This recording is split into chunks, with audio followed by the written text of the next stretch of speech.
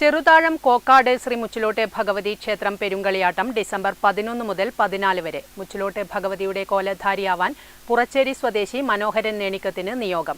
ക്ഷേത്രത്തിൽ നടന്ന വരച്ചുവെക്കൽ ചടങ്ങിലാണ് കോലധാരിയെ തെരഞ്ഞെടുത്തത്.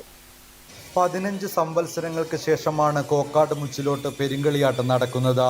കോലധാരിയെ പ്രശ്നചിന്തയിലൂടെ കണ്ടെത്തുന്നതിനുള്ള ഭക്തിനിർഭരമായ വരച്ചുവെക്കൽ ചടങ്ങ് ക്ഷേത്രത്തിൽ നടന്നു. ക്ഷേത്രമാചാരക്കാരും സ്ഥാനികരും ഭക്തജനങ്ങളും ഉൾപ്പെടെ നൂറുകണക്കിന് ആളുകളാണ് ക്ഷേത്രത്തിലെത്തിയത്.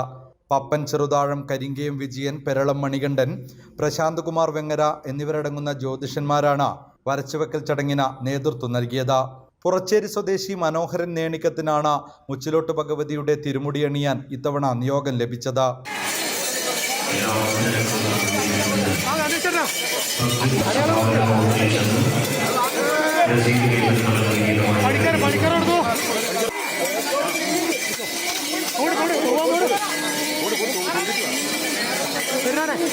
നേരത്തെ കോറോ മുച്ചിലോട്ട് ഉൾപ്പെടെ പെരുങ്കളിയാട്ടത്തിന് മുച്ചിലോട്ടമ്മയുടെ തിരുമുടിയണിയാൻ ഇദ്ദേഹത്തിന് നിയോഗമുണ്ടായിട്ടുണ്ട്. 2024 ഡിസംബർ 11 മുതൽ 14 വരെയാണ് കോക്കാട് മുച്ചിലോട്ട് പെരുങ്കളിയാട്ടം നടക്കുന്നത്. എന്നാൽ ഇന്നു മുതൽ തന്നെ ആഘോഷ പരിപാടികൾക്ക് തുടക്കമാകുമെന്ന് സംഘാടകർ പറഞ്ഞു. കോലധാരിയെ തിരഞ്ഞെടുത്തു. അമ്മയ്ക്ക് വളരെ അനുയോജ്യമായ ഒരു വ്യക്തിയാണ് കോലധാരിയായി തിരഞ്ഞെടുത്തത്. ഇന്ന് ഏകദേശം 10,000-ഓളം ഭക്തജനങ്ങൾ പങ്കെടുത്തു. അവർക്കൊക്കെ അന്നദാനം നൽകി വരുന്നുണ്ട്. ഇനി അങ്ങോട്ട് പെരുങ്കളിയാട്ടത്തിൻ്റെ ദിവസങ്ങളാണ്. വിവിധ കലാപരിപാടികൾ ഓരോ ദിവസം നടക്കുന്നുണ്ട്.